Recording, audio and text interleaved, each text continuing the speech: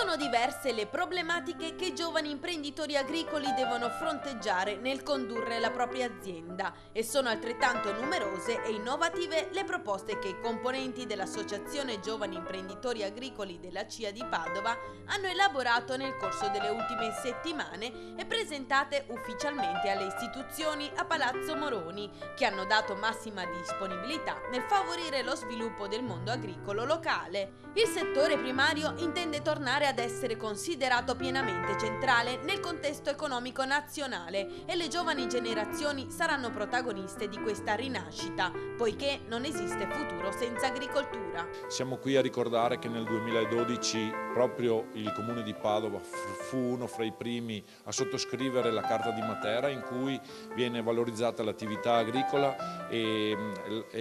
diciamo la sostenibilità del territorio, la salvaguardia e il rispetto di quest'ultimo. Sappiamo benissimo che negli ultimi anni con i cambiamenti climatici soffriamo ogni volta che vengono delle inondazioni, tante aziende soffrono e quindi subiscono dei danni anche rilevanti all'interno delle proprie aziende. Comunque riprendiamo il tema dei giovani, noi vogliamo che nella nostra provincia non vogliamo perderli assolutamente perché si trasferiscano per portare le loro iniziative, le loro idee all'estero, ma le concretizzino nel nostro territorio. Al centro del nuovo programma dell'AGIA provinciale vi è la questione dell'accesso al terreno, elemento indispensabile nell'avviare un'azienda agricola in un'ottica di sviluppo sostenibile del territorio. I rappresentanti di CIA e AGIA hanno chiesto al sindaco Ivo Rossi di impegnarsi nel rendere disponibili ai giovani imprenditori agricoli, a titolo principale, le terre in disuso o non ancora urbanizzate, il tutto tramite la progettazione di un bando di assegnazione dei terreni. La proposta che abbiamo portato all'amministrazione comunale è quella di